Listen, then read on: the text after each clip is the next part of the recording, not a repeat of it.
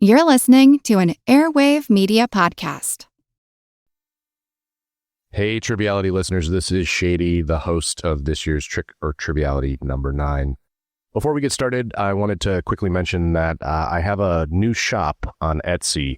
My wife and I designed some Disney-themed t-shirts. I know, it's a little weird that the Halloween show is starting off with Disney-themed t-shirts, but they're really cool, really clean. They're text-based. They're funny. So if you are interested in checking that out, please visit us at Shady Characters with a Z, ending in a Z. That's Shady Characters, ending in a Z.etsy.com.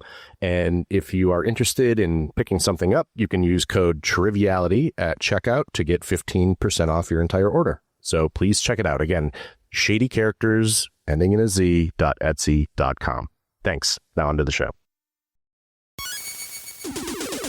Recorded in Chicago, Illinois, with your hosts, Ken, Matt, Neil, and Jeff. This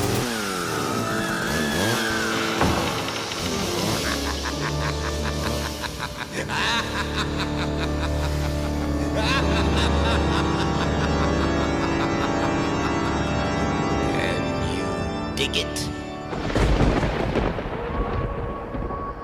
Hello, and welcome to this especially ghoulish episode of Triviality.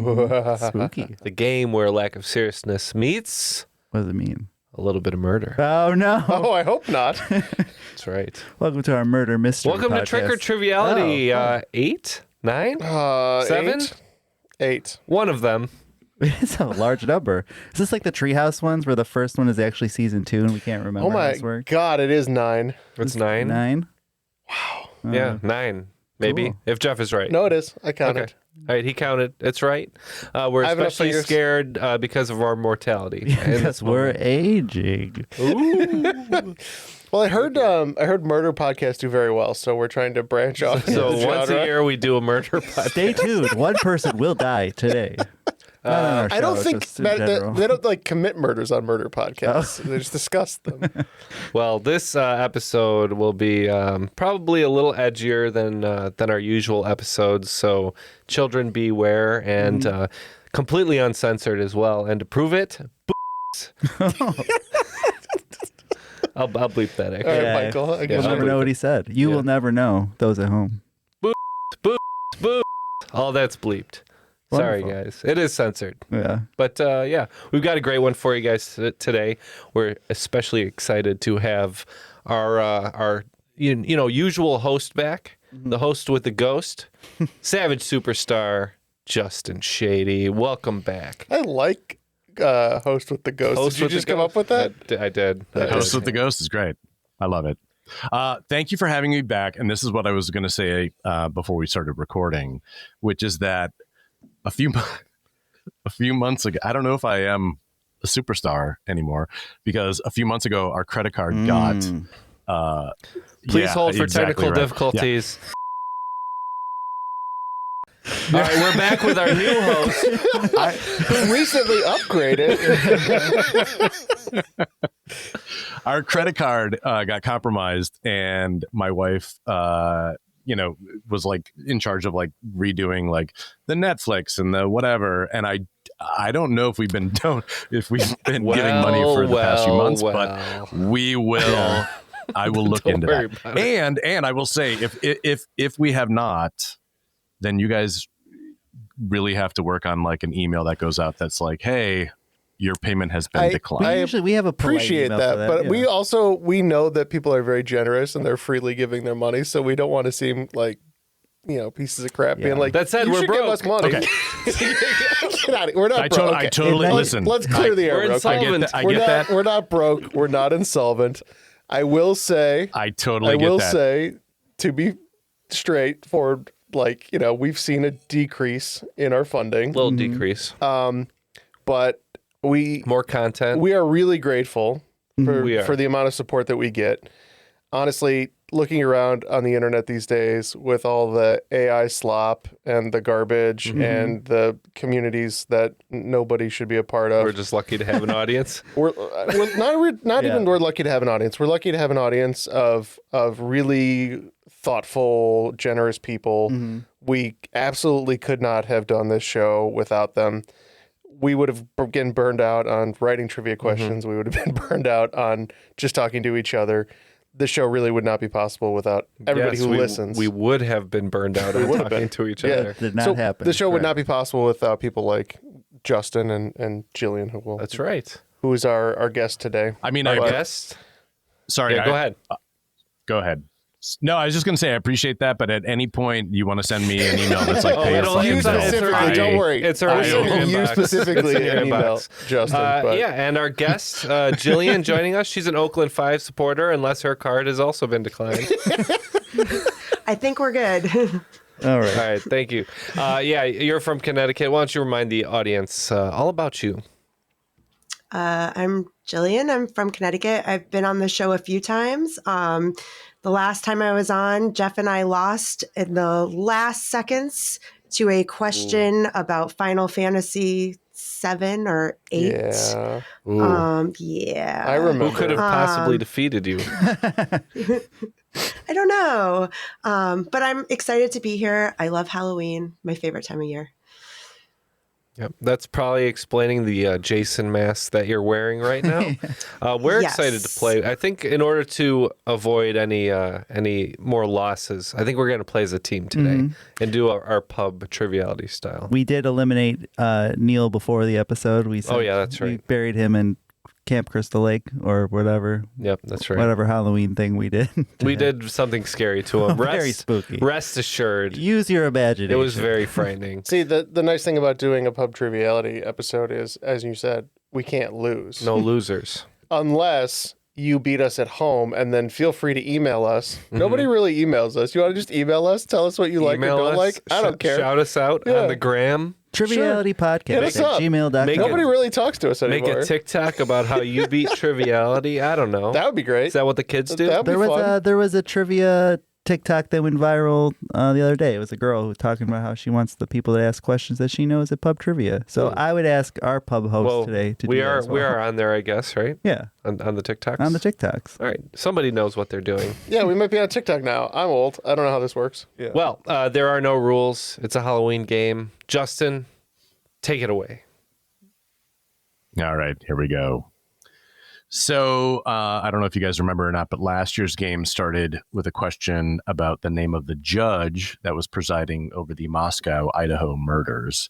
The judge's name was Judge. But this year I want to start with a serial killer from Indianapolis. Throughout the 1980s and 90s, every time his wife and children went out of town, Herb Baumeister would kill men in their family home, which was known as Fox Hollow Farm. So your question is, what is the name of the man who purchased Fox Hollow Farm after the murders and unsurprisingly has a creepy fascination with its history? Here's a hint. He shares a first name with someone who has the surname Zombie, and his last name is the pluralized version of what I have one foot in. All right. So the only last name Zombie that I know is Robert? Mr. Robert Zombie, Uh-huh. I would say. Jill, how are you on your serial killer knowledge? I hope it's great. Well, I just, from the clue, you say 1 foot in the grave, so I would think it would be Graves. So Robert Graves. That sounds really That's good. a cool name. If I don't know who it is, I don't know either. but I'm glad to hear it's not the guy from Cannibal Corpse. Did you hear that he might be in a little hot water? oh, he's been. Is he canceled? Is it more hot water? Well, they found some skulls in his house. Yeah, that's old news. Oh, okay. That's all I'm good. behind the times on that one. Yeah, Robert Graves, Jill? You like that? I think so, yeah. Yeah, so Rob Graves is the owner of Fox Hollow Farm, and to be clear, he is no one other than the weirdo that Who bought a murder house. Oh.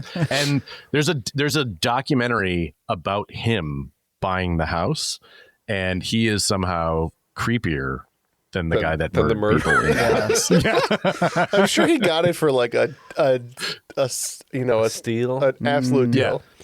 A Well, nickel. Yeah, for sure. Let's dig through the ditches and burn through the witches and get question 2. Dragula. Oh man, that is such a good segue. Okay. Question 2, not Bruce or Oswald or Marvin. We all end up in the grave, but some do it better and many more times than others, especially actors. First place for most on-screen deaths goes to this late actor who first died in 1958 as an iconic horror movie villain. He then spent the next 6 decades dying over and over and over again, most notably in 2 franchise trilogies, before dying for real in 2015 at the age of 93. Who was he? I have an idea. A real dude. I'm 100% sure on this one. I know. Jill, any ideas first? When you first started talking about tons of movie deaths, my first thought was Sean Bean. If you've ever seen, like, he seems like he dies in every movie. Oh, yeah. But then the rest of the question did not get me in that. So I don't have something for this one. Ken, is your thought one of Sean Bean's co-stars? Ah, indeed. And was one of his deaths actually cut from the theatrical release of the film? Indeed. Okay. Oh, is it Christopher Lee? That's what I was thinking. No. Oh, Yeah. Operatic metal performer Christopher Lee. Yes, correct. So the clue was not Bruce Lee, Lee Harvey Oswald, or Lee Marvin. Christopher Lee is the answer, and he died on screen from burning, stabbing, drowning, biting, a million things. And suicide was one of them, actually, more than 70 times on screen. That's a lot of death. My favorite, of course, is being impaled upon a one of those water wheels. Mm-hmm. So What was that in? Lord of the Rings. Never seen it. Stabbed, Get out of here. then impaled on a water wheel, and then drowned. Oh. But yeah, pretty he was a real badass in real life. He met J.R.R. Tolkien. He was British Special Forces. Really like behind enemy lines. The guy. No, I was thinking more. Slaying Nazis. I was thinking more Inglorious Bastards. That's almost exactly what he did. Yeah. Good guy. Oh, great guy. One of the best. All right, question number 3. Your card was the Queen of Hearts. Karl Gropla was born in the Kingdom of Prussia in 1868. Professionally, he was a musician, a postal worker, a butcher, and ran a laundromat. But Karl didn't find his true calling until 1906 when, at the age of 38, he became the official what of Prussia? And I can give you a hint if you want. I mean, we all know Prussian history pretty well, but you know what? Give a hint for the people at home. All right. So the hint is in 1937, with 150 successful jobs executed, Karl was forced into retirement. Yeah, I had a feeling what it was, and that seems to confirm it for me. This is kind of maybe similar to a question we had It feels last like week it. or 2 weeks ago. Yeah. Jill, any ideas first? I don't think so. His hint said he had a certain amount of jobs executed. And I have a feeling he put those butcher skills to good Oh, work. Yeah. So maybe he was the official Headsman? hangman? The hangsman. I think he might have been a headsman. A But headsman? What's the difference? certainly, I would say What's a headsman? someone who beheads people. Okay. I would say a state executioner, though, because that Guillotiner? covers all of the above. Both. Yeah. Okay. It wasn't an electric chair yet, probably. He killed people professionally, sanctioned by the government. Yes, correct. So Karl Gropla was the official Royal Prussian executioner specializing in beheadings. He was arrested by Russian forces in 1945 and died in prison the next year. And a clue there was your card was Queen of Hearts, which is off with your heads. Off with their heads, sorry. Someone's heads are going. Someone's will head. roll. He specialized in decapitations. Correct. He was head of his, That was head of his class in it. major in college. Yeah. Yeah. Learned a lot With a right focus on decapitations. Yeah, with a major in I totally blanked. I was just saying Executive no. functioning. What's the chiropractics? Okay. Because he had to figure out where to cut on Yeah. the spine. So Anatomy. Good for him. Well, what's weird is I looked this up further. I went on a deeper dive, and he did both axe beheadings and also guillotine. And I was like, guillotine is just lazy. Boring. He was probably afraid it was going to put him out of a job. That's beheading for beginners, Right. probably. Yeah. It's like, Well, he did. So oddly enough, he did get replaced by his assistant. That's true. So yeah. Well, All right. apprenticeship. You know? Apprentice. Yeah, that's how Yeah, it they're goes. cheaper, you know. It's one of those That's right. robots from Boston Dynamics, probably. Yeah. Unpaid intern. Now they have AI beheaders. It's pretty soon. All right, question. Soon It's enough. yeah, it is not far off. All right, question number 4. I promise it costs more than their logo.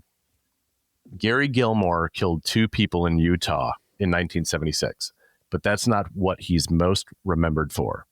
Gilmore died by firing squad on January 17, 1977, but when asked if he had any final words, he uttered a 3-word phrase that then inspired a marketing executive to come up with a slogan for a major American company. What client was the exec working for, and what 3-word slogan did it inspire? It looks like Matt has figured something out great, but I think we should make a few joke answers first. Where's the beef? Is that possible? Yeah, that was the best one.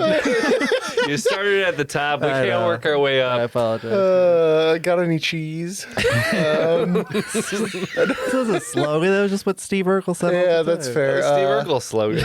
I guess. Yours was your guess was great that you wrote down there, Matt. Do you have any ideas though, Jill?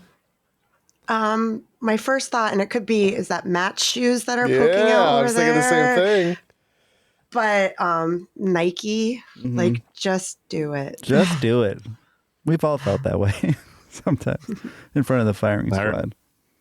All right, so yeah, points to everyone because Gary Gilmore's last words were actually "Let's do it," but this inspired Dan Wyden, founder of the ad agency Wyden and Kennedy, to come up with "Just Do It" for their client Nike.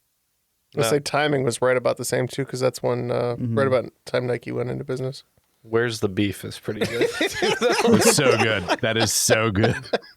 Could you imagine you're about to be killed by firing squad and you just go, "Where's the beef?" I was trying to think of one of the Taco Bell ones that fit, but I was like, Liv Moss is only 2 words. Too. Yo quiero Taco Bell if Taco Bell is one word. Does Taco Bell count as one word? I think it's I think two, for the purpose of the unfortunately. joke, I think we'll just say it's one. All right, let's move on to question 5. All right, question number 5. Tom Waits is greater than Nick Cage. Renfield syndrome is a heavily debated psychiatric condition. What obsession do people who suffer from Renfield syndrome have? I think I have an idea. They really want to portray Just what I know from Dracula. Dracula in a movie. From Renfield. Mm-hmm. They have Draculitis. Is that a? Intense case of Draculitis. I hate when that happens. Should go see your dermatologist about that. Any ideas off the bat, Jill? You a big Dracula Ooh, fan? spooky off the bat. Ooh. I see what you The did. only thing I got from Renfield was Dracula. Yeah. That's Okay. where I stopped. Nick Cage, a good Dracula. Okay. Well, Renfield was eating like spiders, I believe. Oh, So maybe it's something to do with eating bugs or some kind of like feeling like you're ingesting they're not like bugs, life Ken, force. they're arachnids. What was it? It was Tom Waits and Nick Cage were the clues.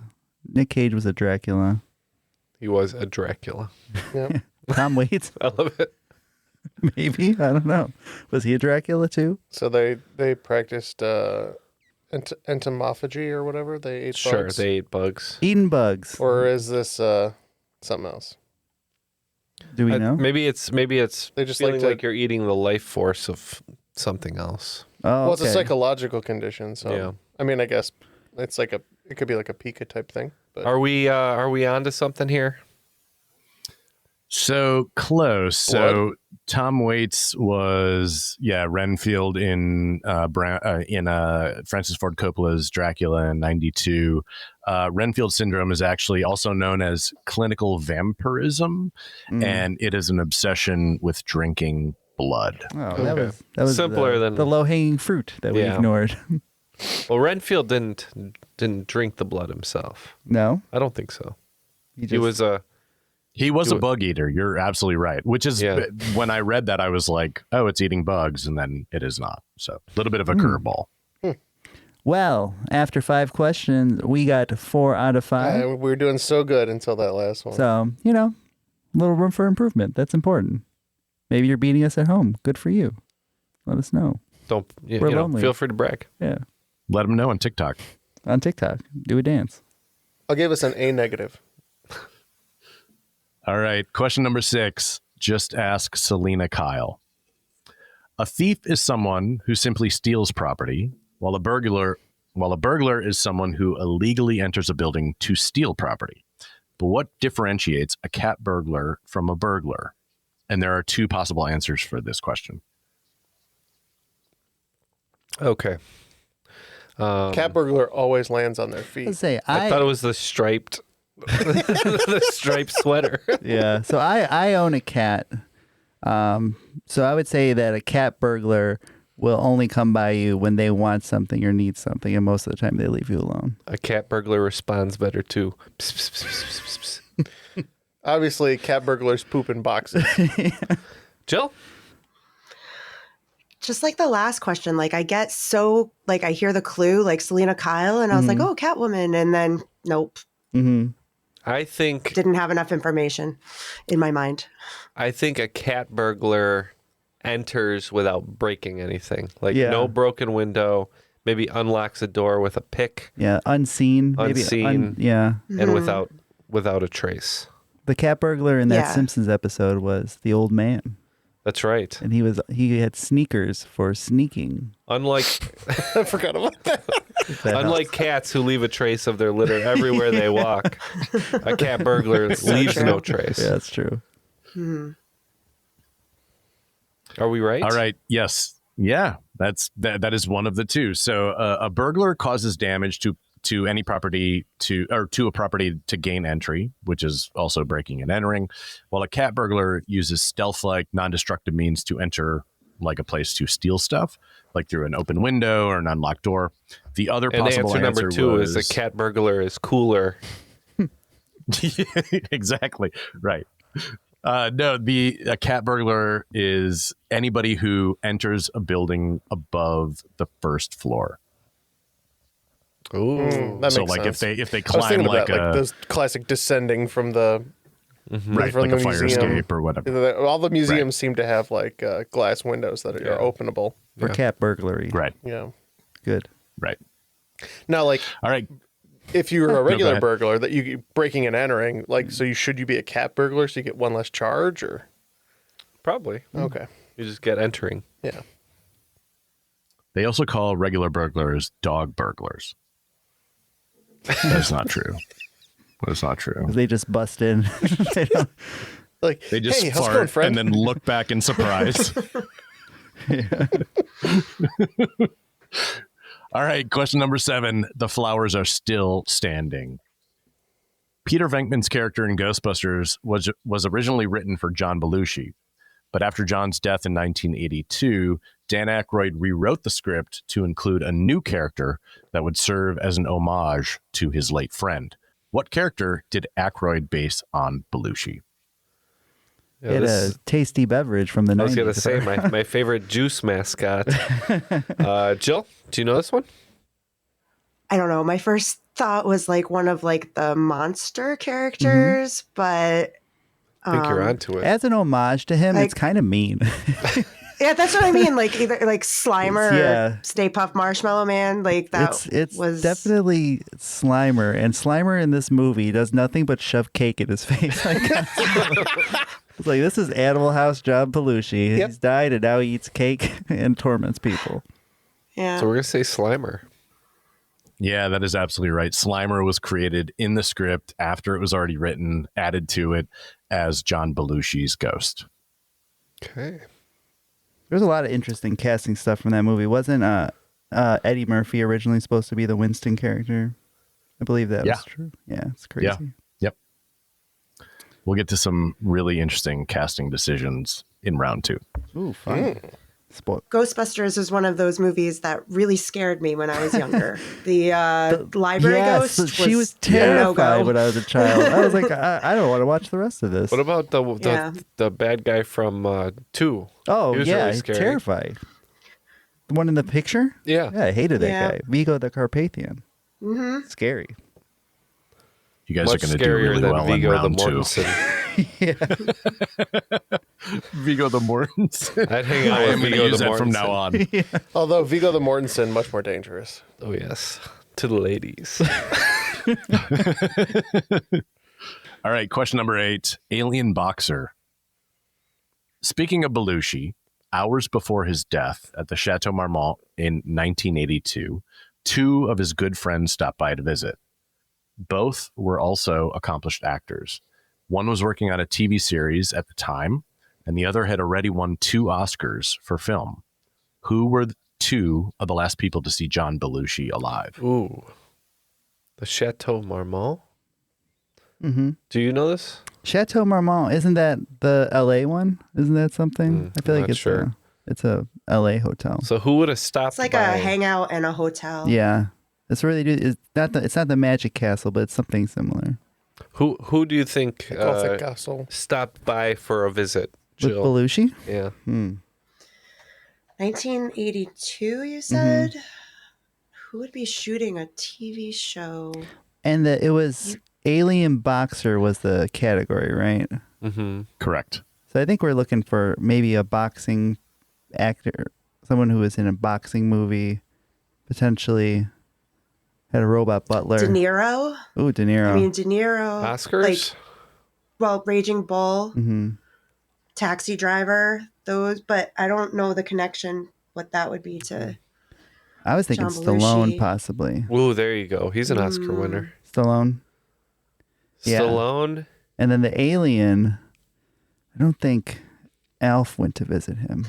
Alf, no, so, and Alf was like more like the middle 80s. I still have my Alf doll from the 80s. I love Alf. So Yeah, brought my Gordon friend here. Shumway. It's Elf from the show. He's shooting the show right now. just Stallone hanging out with John Hurt. John Belushi, Alf, and Sylvester Stallone walk into a bar. Stallone and Sigourney Weaver? Oh, Sigourney Weaver. That's a good one. All right, we'll say Stallone Alien. and Sigourney Weaver for some reason.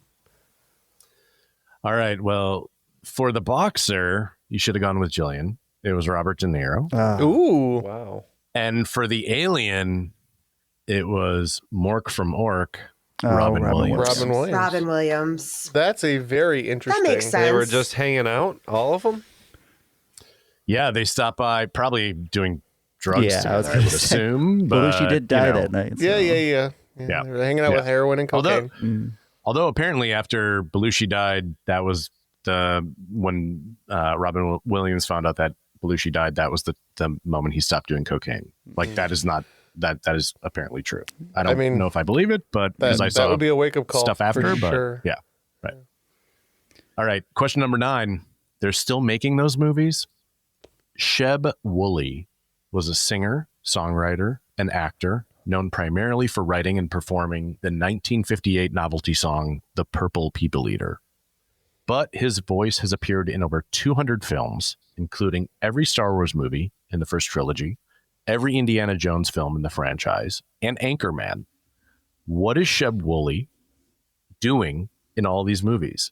And for 5 bonus points, what is this iconic sound officially called? And for 5 more points, give me your best impersonation. And only one of you has to do it. Oh, I'm not doing that. All right. That's the bop it noise, right? Bop it. Yeah. Use the voice of Bop It. Yeah. To be clear, the answer is where's the beef? Yeah. So I believe this is a sound clip that's it's sneakily snuck into many movies, a lot of movies. Does it sound like it is a German name? Yes. We And believe I'm this very is. bad at picking it out.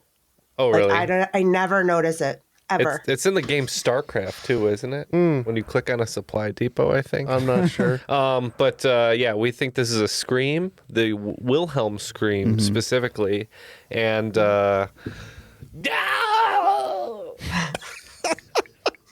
Fantastic. How was that? 15 How was that? points. That's going to be our Wonderful. one entry. 0 to 10. What would you say accuracy wise? Accuracy wise, 8. Because it's like blah. It's more like a flailing. Well, we're in gonna my cut in view, the like, real one, so this will be like it'll be Fantastic. a 10 out of 10. Yeah, 10 out of 10. somebody better clip it for me then. Well, then never mind. We're going with that one. You should put in like SpongeBob's laugh and be like, there it is. How about this? All right. Yes. That was the Wilhelm scream. Sheb Woolley, like God rest his soul, but I hope he makes royalties off that. Great. And how does it go again? The scream? How does it go? Me? Yeah. Yeah. It's like. Just making sure. I don't know. That sounds like a turkey getting. Just making sure we're getting points on that. Okay. No, yeah, no. I mean, if you literally did anything, So 20 you got points on that It's fine. on Yeah, that 20, question. sure. Ooh. Plus 10 again. So if you were at home and you screamed in your car, 20, you too yes. get 5 points. Yes. Question number 10 to finish out round 1. That's a hard pass. If you were a sound engineer, you might use an AV plug to convert audio video from one electronic device to another. But what would you use an AV plug for if you were a mortician? I assume a nice. I shudder to answer the I question. assume a nice PowerPoint slideshow of the deceased. What does A and V stand for? What could A and V stand for? Could be anything, really. I'm sure. I think it's got something with the veins, right? It's got to be Probably. V, the veins. No, that's not what I was thinking. I know that's not what you were All right, thinking. I think Well, I the think first one is the is a anus. colonic. I think Yeah. one is the anus. I don't think it's the anus. You got to pump all the don't? stuff No, out. I don't think it's the anus. All right, Matt, you answer the question. I think it's something with the what's the heart valve thing with an A? The aorta. Aorta, something like Why that. are they plugging the aorta? I don't know, because It's not beating. you gotta pump out all the blood. Is that what I don't know what We're I'm talking saying. about a plug. I don't know. I think you could plug it into it. Jillian, Jeff? back me up here. To be clear, is it the same abbreviation but not the same electronic stuff? I assume that's what Or- we're getting at. Yeah. So artery Yeah. vein, is that what you think? That's what I was Oh. thinking. Artery That makes vein? sense. All right. Artery. That's Artery fine. vein. That's way better. Than mine. Yeah. All right, fine. We'll say artery and vein. All right. Yeah, should have went with Ken. It is the anal vaginal plug. Yeah. Whoa. fuck Which you is guys. a- Fuck you. Fuck you, It Jill, is- you're cool. Which is literally a hard, very brutal looking screw-in cap that that boy. morticians screw into the anus or the vagina to block post-mortem leak. Is it two, Okay. is it 2 or is it 1? What? It has multiple uses. One can be used for Is it either horseshoe or. shaped or No, is no, it no, two no. devices? No, it would No, be no. 2 devices. Well, let me just look it up real quick.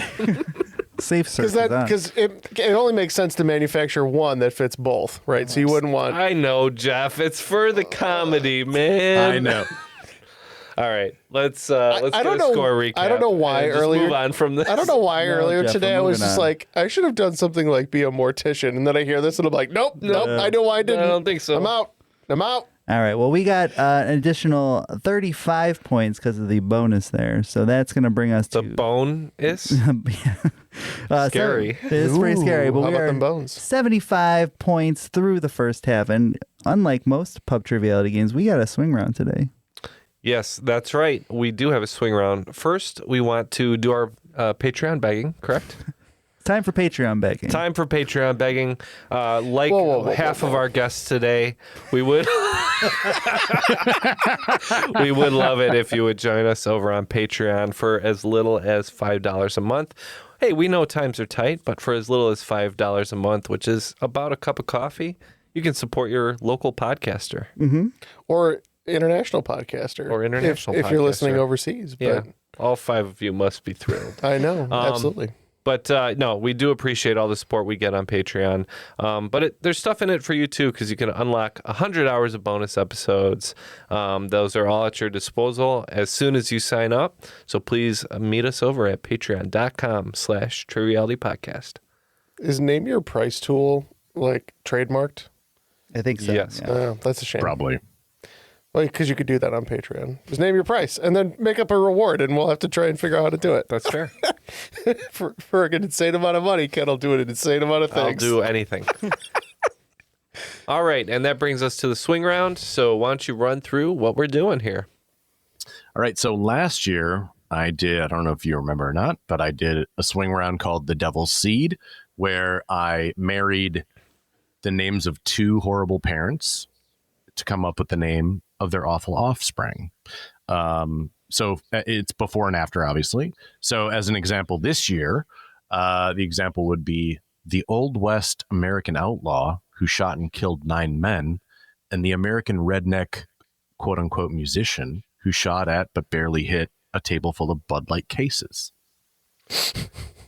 Jesse James? Billy the Kid Rock. Kid Rock. Yes, There you go. Billy the Kid Rock. Fantastic. So here we go. With that said, question number 1. The first ruler of the Mongol Empire and the Hitler-loving hip-hop artist who sold T-shirts with swastikas on them. Question number 2. The scourge of Carpathia and sorrow of Moldavia in Ghostbusters 2. Oh, sorry. Saudi. It's all right. I knew it was coming. And the Saudi Arabian Nepo baby who greenlit 9/11. Question number 3. The general and commander of the Confederate States Army during the Civil War and the pathetic sack of dicks who created the Cybertruck. Question number 4. The comedian behind a titular sitcom of the 1980s, which was revived in 2018, only to have the network kill her off of her own show later that year, and the American R&B artist who was trapped in a closet and should have stayed there. Question number 5. The second leading cause of death in the U.S. and the lesser known Kennedy assassin. Question number 6. The child beauty pageant star who became the face of toddlers and tiaras, and the generation that started out as hippies, became yuppies, and then stormed the Capitol on January 6th. Question number 7. George W. Bush's British lapdog during the War on Terror, and the tinfoil hat wearing quarterback who played for the Green Bay Packers and then the New York Jets. No, not that one. The other one. The other one. Question number 8. The biblical hill where the final battle between good and evil will be fought, and the pants convicted felon who will probably kick it off with a tweet in all caps. Question number 9. The tyrannical, brutal despot who ruled over Uganda during the 1970s, and the balding, mustachioed announcer for WWF during the 1980s. And finally, question number 10, the washed-up actor turned ICE agent who also just so happened to star in a movie I wrote, and the firstborn son of Adam and Eve who killed his younger brother in a jealous rage. All right. We have our questions. We'll be back with these horrible, horrible babies. Once upon a mundane morning, Barb's day got busy without warning. A realtor in need of an open house sign. No, 50 of them, and designed before 9. My head hurts. Any mighty tools to help with this plight? Aha! Barb made her move. She opened Canva and got in the groove. Bulk creating Canva sheets. Create 50 signs fit for suburban streets. Done in a click, all complete. Sweet! Now, imagine what your dreams can become when you put imagination to work at canva.com. Calling all kids in the car. Brittany and Meredith here from the chart-topping Family Road Trip Trivia Podcast. Are you dreading another silent car ride with the fam? We've got the cure. 3 rounds of fresh trivia every single week. Movies, music, even science and Disney. We've got something for every trivia buff in the car. No more crickets chirping on those long journeys. The Family Road Trip Trivia Podcast is your secret weapon for connecting and laughing with kids of all ages. Teens, toddlers, adults, it doesn't matter. Spark their curiosity and challenge their brains with every episode. New episodes drop weekly wherever you get your podcasts. Search for the Family Road Trip Trivia Podcast and turn those car rides into epic adventures. Steve Cubine and Nan McNamara's podcast, From Beneath the Hollywood Sign. Mary Astor has been keeping a diary. Mary writes everything down. And so this torrid affair with George S. Kaufman is chronicled on a daily basis. In great detail. And Ike pulls out a box and gives McAllister a ring saying, here's something to remember me by. This article caused Daryl Zanuck to hit the roof. Actress Ruth Roman followed that up with playing a foil to Betty Davis in Beyond the Forest. I mean, if you can stand toe-to-toe with her, boy. And she does, because she plays the daughter of the man that Betty Davis kills out on the hunting trip. And it's directed by King Vidor, so he's no slouch. How do you go wrong with that? Yeah. Speaking of the Oscars, talking about what I call beginner's luck, it's all about the actors and actresses who won an Oscar on their very first film. Get your fix of old Hollywood from Steve and Ann on the podcast From Beneath the Hollywood Sign.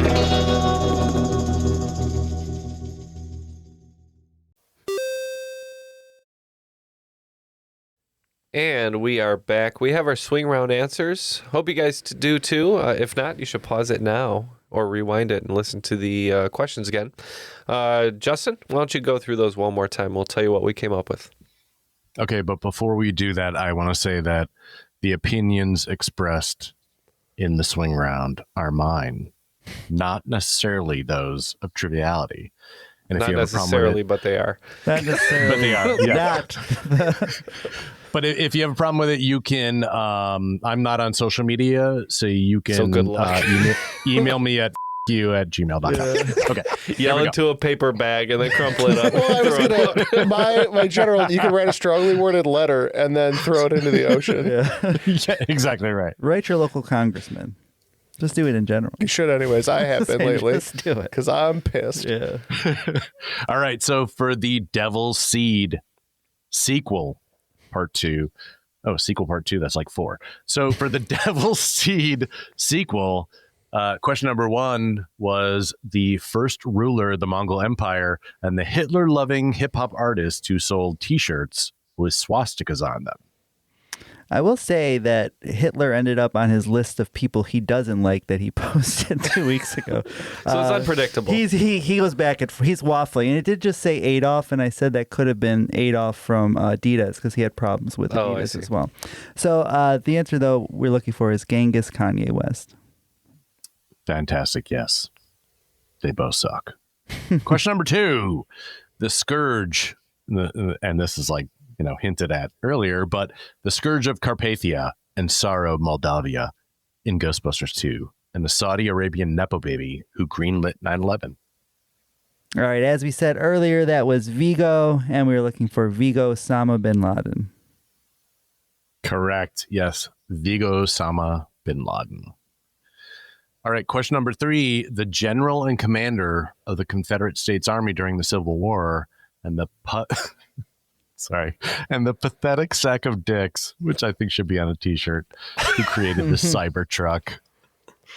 Robert E. Elon Musk. It's hard to say it the way it should be. Yeah, Robert E. Elon Musk, which I know, there we go. Many of these are a mouthful. I totally get it. But yes, Robert E. Lee and Elon Musk for Robert E. Elon Musk. All right. Question number 4, the comedian behind the titular sitcom of the 80s, which was revived in 2018, only to have the network kill her off of her own show later that year, and the American R&B artist who was trapped in a closet and should have stayed there. Yes, I believe this is Roseanne Barr Kelly. Yep. I'm trying to think of what that would look like as a baby, and it's not good. Roseanne and R. Kelly? Yeah. Yeah. Not great. Question number 5, the second leading cause of death in the U.S. and the lesser known Kennedy assassin. Cancer, Sirhan. So Cancer, Sirhan. Yep. Cancer and Sirhan for cancer. I messed it up myself. Sirhan. Yes. All right. Question number 6. The child beauty pageant star who became the face of Toddlers and Tiaras and the generation that started out as hippies, became yuppies, and then stormed the Capitol on January 6th. Yep, they said, everyone run, here comes Honey Boo Boomers. Yeah, that's right. And I like a note, and this is one of two, which I will give. I met Honey Boo Boo at the height of Honey Boo Boo at Kimmel in the back in the green room, and this is just a joke. Honey Boo Boo at the time when she was 9 or whatever was nothing but very sweet. But it fit the I don't know what she might be a monster now. I have no idea. Who knows? I thought she was JoJo Siwa for the longest time, but somebody. Let's be fair. All the monsters on Honey Boo Boo were the parents. Yeah, that's fair. Oh man, I think next year it's going to be Mojo Jojo Siwa. That's going to be.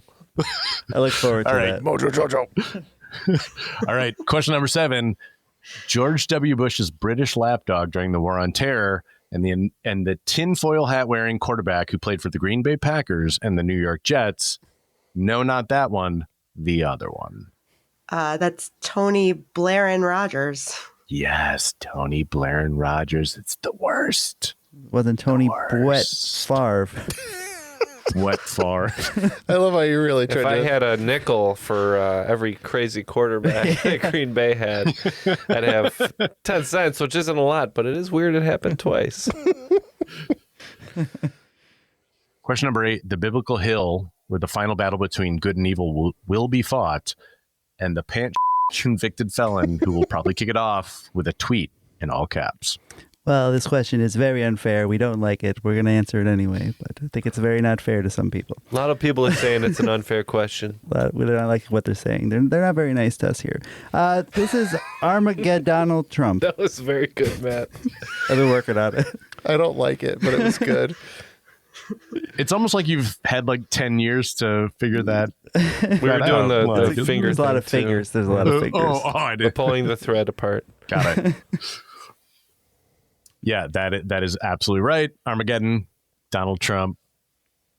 I feel like that is just, it connects for a reason. So a match made in hell. All right. That's right. All right. Question number 9. The tyrannical, brutal despot who ruled over Uganda during the 1970s and the balding, mustachioed announcer for WWF during the 1980s. Idi Amin Jean Okerlund. Yes. Fantastic. And this is the second person. I met Mean Gene Okerlund right before he died. He was also very lovely. But it fit the that I now wait a minute. What are you talking about, Macho Man? Nothing means nothing. What does that mean, Macho Man? Nothing means nothing. Oh, there you go. And finally, question number 10. The washed up actor turned ICE agent who also just so happened to be in a movie that I wrote, and the firstborn son of Adam and Eve who killed his younger brother in a jealous rage. This is Dean Cain. It's just of Abel fame. Yep, just Dean Cain. Just Dean Cain. Which is bad enough as it is. Yeah. Dean, as someone who, wrote dialogue for him, I will say that Dean Cain can read. Oh. The devil's suit. No, I will not say that. I will not say not sure, actually. Undecided if he can or not. We don't know. Well, Matt, what's our score at? Well, that was a great swing round for us. We got them all correct. Because we know our terrible people. We're up to 125. Doing well. All right, let's move on to round 2. All right, round 2, question 1. You're such a sheep. The largest mass suicide in modern history happened in Guyana on November 18th, 1978, when over 900 members of the People's Temple cult were forced to drink potassium cyanide-laced juice. Soon after, the phrase drinking the Kool-Aid became a part of the English lexicon. So your question is, did the victims of Jonestown actually drink poisoned Kool-Aid? I'm 100% sure on this. Yes, and because I know the flavor. Because Ken really hates this, and he thinks if they went for a better flavor, they would have gotten more people. I didn't say that. I said I can't believe this many people drank this flavor. Jillian, Because it was grape. It was grape Kool-Aid. Wow. That's yeah. No, it wasn't Kool-Aid. It was just grape drink. It was Flavor-Aid. Oh. And they got away with it, too.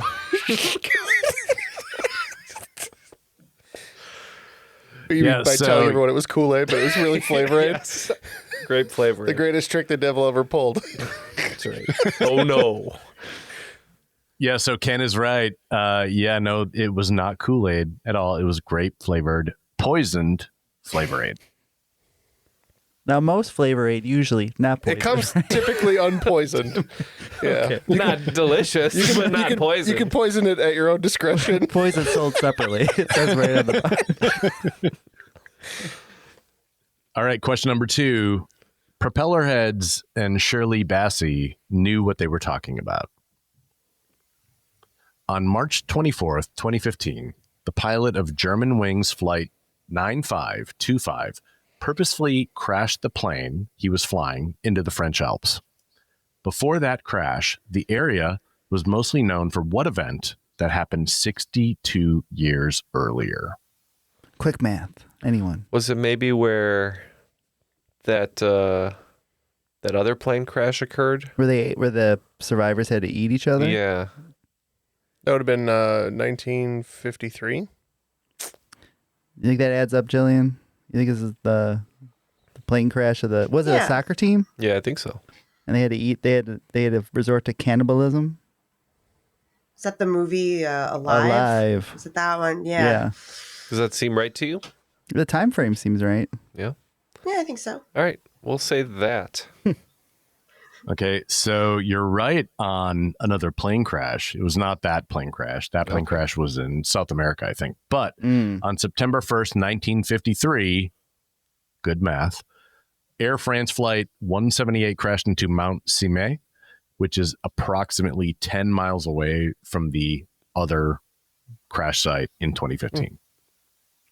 Interesting. No points for us.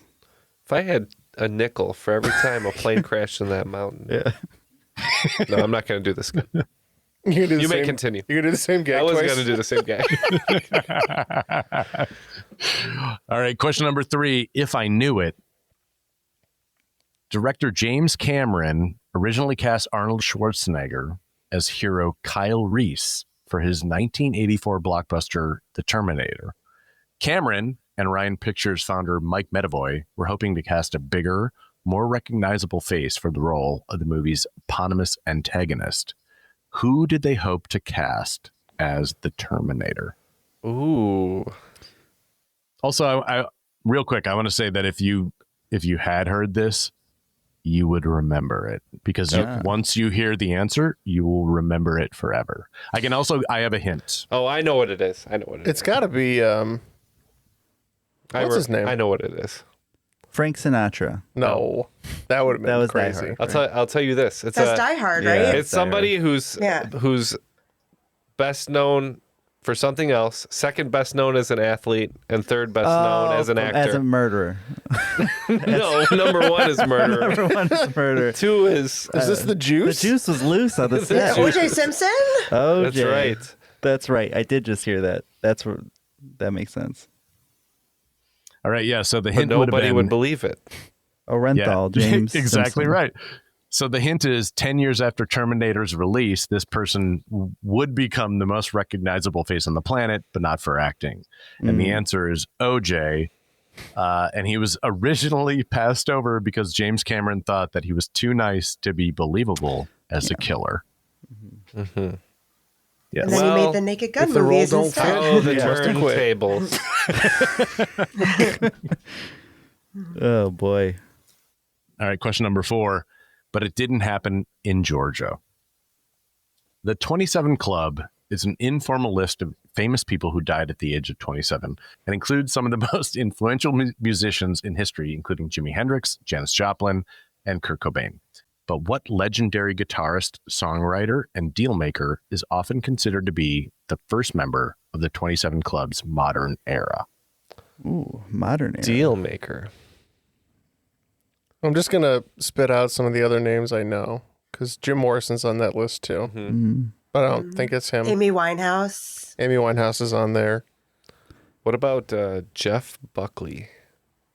Was he 27?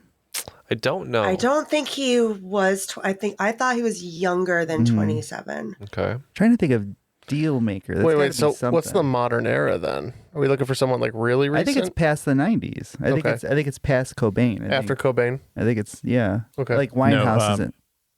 So modern era, like it goes back to like 1492. Oh, okay. I will say Okay. that. So Gotcha. So it's more of the 1900s. Okay, so this is someone of the Big Bopper type. I was wondering if it was someone on that plane. Yeah, Elvis Costello. So maybe Buddy Holly. Buddy Holly. Oh, Elvis is still who was with the us. one who gave up their seat? Didn't they make some kind of deal? So one of them ended up on the plane because somebody else gave up their seat. Well, Buddy Holly So was on the plane, so Richie Valens. Ricky Valens. Yeah, he was on Richie the plane Valens. too, right? Richie Valens. Yeah. And the Big Bopper. And I feel like the deal was that Richie- he got on the plane, and that's why he's part of it, right? Right. I feel that Richie Valens was the one, and of course, I feel like because I'm taking Neil's place tonight, going to movies, but I think about La Bamba, and I feel like there was a scene where he wasn't supposed to be on the plane, and then he was. All right, let's go with it. I love it. all right, so no points. The deal maker was someone who made a deal with the devil, Robert Johnson. I don't know that person. Oh, okay. Sorry. Who's he from? So what's he do? So the blues musician Robert Johnson made a deal with the devil when he was 27 for his amazing guitar ability. Oh. Correct. Yeah. Question number 5. Get in my belly. English rock band Alt J rose to fame in 2012 with their single Breeze Blocks, which contained the lyrics, quote, "Please don't go. I'll eat you whole. I love you so. I love you so. I love you so." End quote. The dark lyrics are almost a direct quote from what beloved 1963 children's book? Yep, I know this one. You may contain the urge to run away, Ken. I love that album, so I know a lot of details about it. Is that an Awesome Wave? Or yeah. Yeah. Yep. What it's called? Oh, is it Where the Wild Things Are? It is. Let's lock that in. Yeah, so that is Maurice Sendak's Where the Wild Things Are, which contain the dialogue, "Oh, please don't go. We'll eat you up. We love you so." That album is a treasure trove of really good songs, quotes and references and stuff like that. But Have you seen them? Have you seen them live? I have. They came to JVTV while I was still working for them, so I had the pleasure of running to get them coffees. Oh, nice. That's great.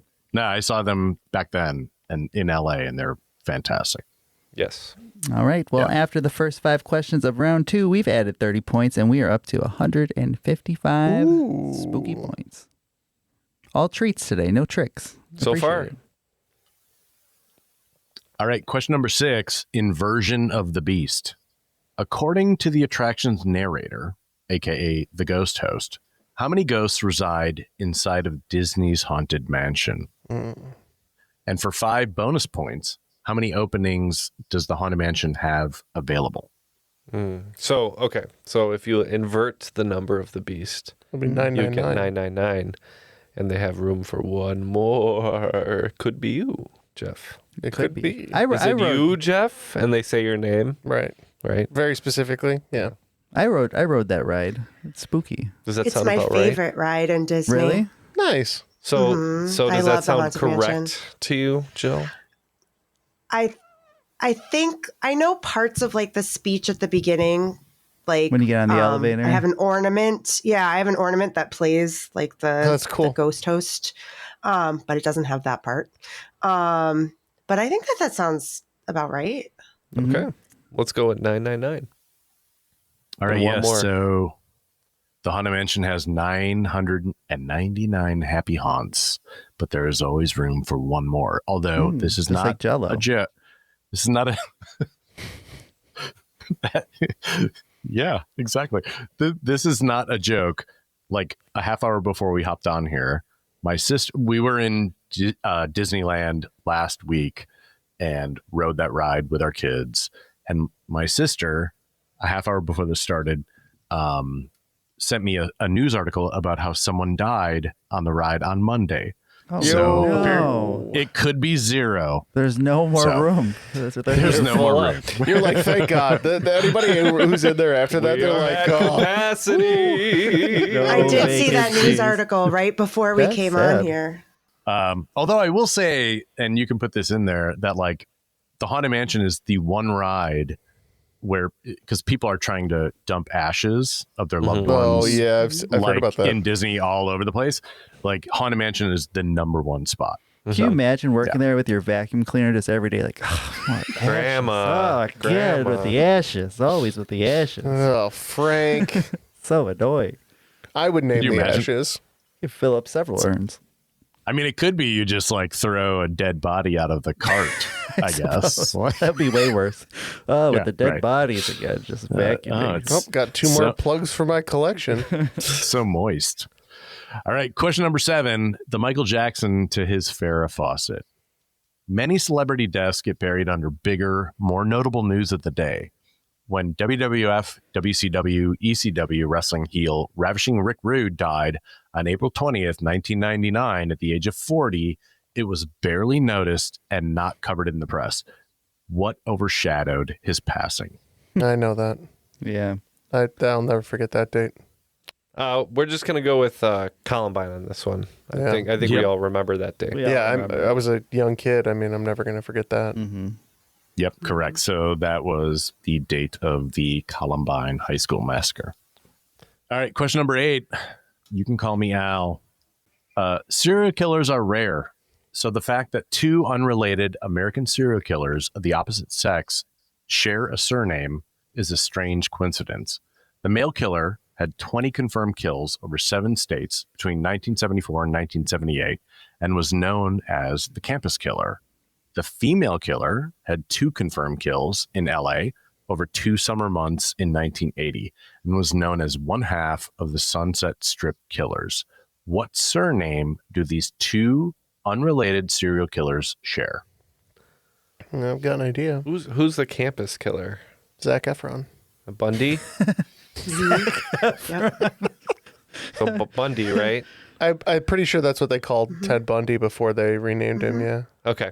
So we're gonna say Bundy, and there's also always room for Cliven Bundy, another huge piece of shit. So let's lock him in. All right, yeah, the name is Bundy. Ted Bundy was the campus killer, and Carol Bundy, who killed basically sex workers on the Sunset Strip with her boyfriend at the time in 1980. That is the shared surname, Bundy. All right, question number 9. Hey, Pig. In 1994, the band 9 Inch Nails released their second studio album, The Downward Spiral, which landed them a gig at Woodstock later that summer. But where did 9 Inch Nails frontman Trent Reznor record the now classic album, and what unfolded there nearly 25 years earlier? I think Jill knows this. I believe it was Charles Manson's house. Ooh. Are you a big 9 Inch Nails fan, secretly? I mean, back in the day, I did enjoy 9 Inch Nails, and I'm very happy with the fact that, Trent Reznor has had this, successful career writing movie music, including the new Tron movie. Let's say you have your ticket for Tron Ares already booked? Not yet, but one of my kids does really want to see it. So we probably will see it at some point. But I'm almost positive it was Charles Manson's house. Or, well, not Charles Manson's house. The ranch. The ranch. Something related to Charles Manson. I think that's good enough. Yeah, so the house was actually a very expensive Hollywood Hills home that at the time in 1969 was being rented by Roman Polanski. And the Manson family went there to confront or kill whoever was there. And they did, including Sharon Tate. So yeah, they Reznor rented the house and recorded Downward Spiral in the house. All right, last question of round 2. What a sideshow. Long before this lauded actor won 6 Emmys and 3 Golden Globes, his life was marred with tragedy. In 1967, his grandfather, who was raising him, died of cancer. In 1968, his father was shot to death during a home invasion. In 1975, his sister was kidnapped, raped, and killed by a spree killer. And in 1980, one of his half-brothers was killed in a suspected shark attack while scuba diving. To make matters worse, when his other half-brother swam down to search for his missing sibling, he suffered an embolism and also died. What celebrated television, screen, and stage actor has this horrific past? Yeah. No, I have no idea. it. You know it? Oh, yeah. Matt knows it too. I saw this guy at a restaurant in Beverly Hills, and he was pretending like he didn't see anybody. How's he doing? He was better. I assume so. He was fixing up some scrambled eggs, right? Yeah. Well, they're tossed, and it's tossed salads and whatnot. Frasier? It's Frasier. Yeah, I'm pretty sure it's Kelsey Grammer. Also, the category he was was Sideshow a Bob. sideshow. Oh, and that's where I wrote Frasier Crane immediately. Yeah, but I forgot his acting name. I totally knew Matt would get this, but yes, it is Kelsey Grammer. So, yeah. All right. Well, we were perfect that second half of round 2. Plus some 5 bonus points. So we are up to 210 going into the final. we sure do know our messed up stuff. Well, you could really help us out here, guys, if you go to our Patreon. This is how we make most of the income for the show that keeps the train on the tracks. We've been trying to give you guys a lot more content, both on the main feed and on the Patreon. So if you appreciate that, please show us some support at patreon.com/triviality. Join us at any level, but at the $5 level, you of course get no ads and unlock all of our bonus content. Yeah, if you're ever wondering, why don't these guys write questions? We do write questions. We host and write questions every week, pretty much. And we do it on the Patreon. That's right. And get our crop drops, which are super fun. Yep. And my favorite to record. Lots of questions from you guys. Lots of ridiculous answers from us. That's right. Once again, patreon.com/triviality podcast. Did archaeologists discover Noah's Ark? Is the rapture coming as soon as the Euphrates River dries up? Does the Bible condemn abortion? Don't you wish you had a trustworthy academic resource to help make sense of all of this? Well, I'm Dan Beecher, and he's award-winning Bible scholar and TikTok sensation Dr. Dan McClellan, and we want to invite you to the Data Over Dogma podcast, where our mission is to increase public access to the academic study of the Bible and religion, and also to combat the spread of misinformation about the same. But, in a fun way. Every week we tackle fascinating topics, we go back to source materials in their original languages, and we interview top scholars in the field. So whether you're a devout believer, or you're just interested in a clear-eyed, deeply informed look at one of the most influential books of all time, we think you're going to love the Data Over Dogma podcast, wherever you subscribe to awesome shows. In January of 1915, Ernest Shackleton's ship, Endurance, became encased in the ice in the Weddell Sea. And with that, his attempt to cross Antarctica would turn into a desperate struggle for survival that would last for nearly 2 years. Through determination, grit, and savvy, Shackleton would lead his men through a brutal winter, then over hundreds of miles of Antarctic ice, followed by 800 miles in a small boat across some of the roughest waters in the world. It is one of the most extraordinary and inspirational journeys in the history of exploration.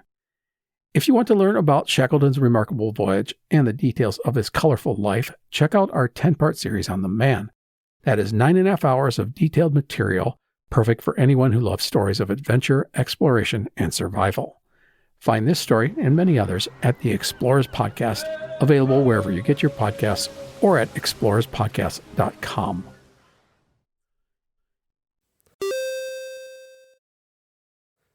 All right, let's jump on into the final, which will just be 5 more questions.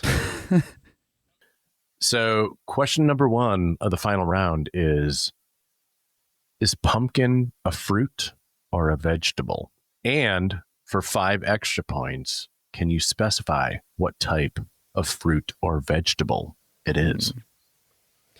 Culinarily or botanically? Yes.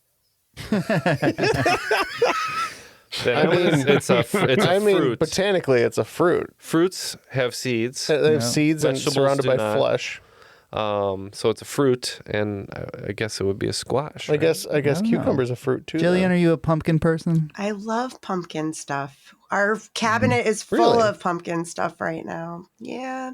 Do you buy it in the fruit aisle? It is not a taste that It's not have actual acquired. pumpkin. It's like pumpkin spice kind of stuff. Yeah. Mostly cinnamon, Yeah. cinnamon and Nutmeg. Yeah. But I was definitely thinking fruit because of the seeds. And I was thinking gourd, but I don't know if that but squash was also, so I could go with that.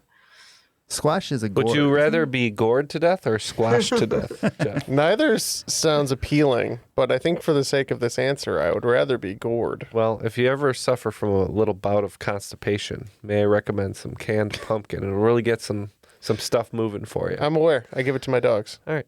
Okay. And we're gonna say gourd and fruit. All right, so only 5 points because a pumpkin is a fruit, but specifically, it is a berry. Oh, okay. Oh, that's how you wanted it. I see. Okay. Okay, Justin. Okay. We see how it is. That's how I like my pumpkins. All right, question Very number 2. disappointed. It's very, very big for a berry. All right, question number 2. That's it. You've had it up to here with your boss or friend or significant other, and you've decided to poison them with ricin, which you will make at home with a recipe you found on the internet. What key ingredient will you first have to pick up to get started? Do we need to bleep this whole question? No, because they show you how to do it on Breaking Bad. No, but they leave out an ingredient because they know people would make it at home if they did it. All right, but what's the first ingredient? Rice. No. Is it not rice? Do you remember? No, all I can think of is how to make crystal meth. Okay. Jill, do you know it? I just remember that there was a plant involved. Mm-hmm. He spins his gun and it points at the plant. I think is it a lily? Or poinsettia? No, it's like a White oleander. I know that Ooh, I mean, that sounds really cool. I don't know if it's right, but let's say white oleander. All right, no points. Ricin is primarily made from the beans of the castor oil plant. So castor beans. That's right. That's right. Castor beans. All right, question number 3 in the final round. The K-bar, K-A-B-A-R, knife has recently gotten a lot of attention due to the Moscow, Idaho murders, but the knife was first manufactured by the Union Cutlery Company in 1923. The knife got its name from a telegraph sent by a fur trapper who was trying to explain that he had used the knife for survival after his gun jammed. But the telegraph is only partially legible. What had the fur trapper survived? I bet you. So when I hear K-bar, I could break that. I could extend that into killed a bear. And ran. And ran? I thought it was killed a bear and ran? Yeah. What do you think? I'll take that. I'll take that all day. I don't know why you need to run after the bear was dead, but I mean, get the you just murdered a bear. You don't want anybody to know. Murdered a bear. Murdered a bear. With a knife. It's a revenant. You got to make sure it's dead. You're gonna run. What do you think, Jill? You gonna run? That sounds good to me. Yeah, we killed that bear and we ran. Okay, so he didn't run because he killed it. But yes, the fur trapper had survived a bear attack. The telegram that came through was supposed to read, "I killed a bear," but only K-A-B-A-R came through. All right. What do you get points? What do you know about I wrestled a bear once? Oh. That's a different story, right? They had really great merch at the Hot Topic back in 2010. I'll tell you that. All right, question number 4 in the final round. On September 18th, 2001, Oakland-based hip-hop group The Coup was set to release their 4th studio album, Party Music. But after the attacks on America the week prior, they decided to rework their cover art which delayed the album's release until November. What did the original cover art of the Coos' party music depict? I think it was probably the New York skyline set ablaze. Like the, yeah. Something that Jill, involved the towers. Do you think that sounds accurate? Yeah, I know a bunch of movies, including, weirdly enough, like Lilo and Stitch, I think, had to change a lot of what they had in there, although theirs wasn't the skyline. I think there was, but regardless. Theirs was. They changed it from a plane in a city to their spaceship in the island, over the islands. Right. They reworked the whole thing from New York to Hawaii. Yeah. We're going to say the skyline ablaze. Okay, so I'll let you guys decide if you get Just points the for this or skyline, not. New York City skyline with the towers. specifically. Yeah. Because it is very specific. And you should Google this because it's amazing. So the original cover depicts the Coup members, Pam the Funkstress. She's like conducting with two batons, like a conductor, while Boots Riley presses a button on an electronic tuner. And in the background, the World Trade Center's Twin Towers are exploding. Wow. I think we'll not take points on I that don't, because I it's don't far want too any points with that question. it's far too specific. Holy crap. Yeah. That is crazy. wild. Look that up. Yeah, look it up. It's nuts. It's bonkers. Yeah. That's a bad look. You think they're responsible? That's a bad It looks look. AI generated. The bad look is Yeah, generated. Yeah. They were way, way ahead of the 9/11 memes. Yeah. I was like waiting for Ken to see it. So, okay. All right. Last question of the final round. In the fall of 1988 in Buenos Aires, Argentina, a poodle named Kachi fell off a balcony of a 13th-story apartment. Did Kachi's fatal plunge to earth cause A, the blunt force traumatic death of a 75-year-old woman, B, the death of a 46-year-old woman who was hit by a bus, C, the death of an elderly man who died of a heart attack, or D, all of the above? I mean, he wouldn't. Wouldn't ask us if it wasn't all of them. insane, right? This is like some Rube Goldberg machine of unfortunate deaths. Yeah, the Doom Goldberg falls off machine. And someone has a heart attack, and then a lady falls in front of a bus. You're an educator. If you put all of the above on a test, it's usually all of the above, wouldn't you say? I Not think always, that's but usually. the trap that we might fall into. However, No, it's a Justin trick. wouldn't do this to us. seems gotta very be all Final of them. Destination-esque. Right. Then the log fell. Like, if goes you through the consider car and- how morbid Justin is, it almost feels like you It would have be. to It go would. all We of would. the We would feel defeated if it wasn't all of them. So we're gonna say all of the above. Yeah. So Kachi fell off a balcony, hit a 75-year-old woman on the top of the head, broke her neck. She fell over dead. A 46-year-old woman saw that, stumbled back into the street, got hit by a bus, and an elderly man on the other side of the street saw her get hit by a bus and had a heart attack and died. So this dog, this poodle, Murdered 3 people. And then killed itself. One of history's greatest monsters. Well, no. It was an accident. So technically, the one was manslaughter. That's true. fair. Right. Manslaughter That's right. won. They'll Right. plea down. Well, after the final, we added 25 more points. We were okay that round. We did okay. We did okay. Ended up at 235. So Hooray. overall, great game. I had fun. I got a rock. Is that how this works? I got a rock. Okay. That's all you got for Halloween? That's all I got. Oh, that's too Sad bad. day. Did you have fun? Of course, I had fun. Jill, most importantly, did you have fun? Absolutely. No. Oh, she did. The I think- video I think said there was a little- absolutely. It looked like she shook her head no. She's like, nope.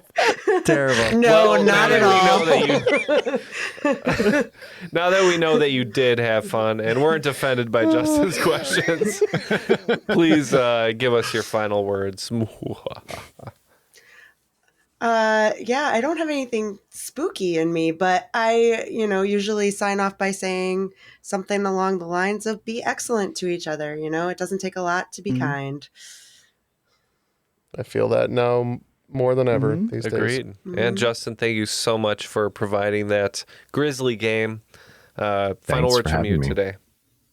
What do you want on your tombstone?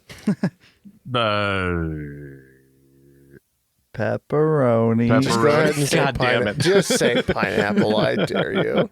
Oh God, I love Hawaiian pizza. My wife As do hates I. it, so we never But get it. it's so divisive. No, to piggyback on that, like I was thinking about this the other day. Is that like when we were kids? This is getting really weird now on the Halloween episode. Let's get weird. Let's get weird. When we were kids, like go back, close your eyes and you're like 7 or 8, you're in elementary school. Like your parents taught you to like not be a bully and like, help those that need it and, be inclusive and like all the good things. Right. So, in a world where like terribleness seems to be not only encouraged, but embraced, like I will just say like, be as a father of 2, strive to be the person that your parents wanted you to be at 8 because Great I feel advice. like we're at a really not good place and just try and be whoever you were at 8 years old, unless you were a dickhead. Be that person. Yeah, don't be an 8-year-old dickhead. Same if your parents were dickheads. Don't. Yeah, and if you're be the opposite of that. I will say, I strive to be the person that my dogs think I am. That's wonderful. That's good advice too. It's great. Yeah. It's great. Because they're always happy to see me. Yeah. And I'm always happy to see them. And we're happy to see all of our listeners. And we're happy for our network. That's right. Thanks for guiding the plane down straight into the runway. Yeah. Straight into the runway? Well, onto the runway. Gentle glide. We're going straight landing gear down. Into the French Alps right next to that other No, the landing gear is down. It's a safe landing. We're going to clap in a second.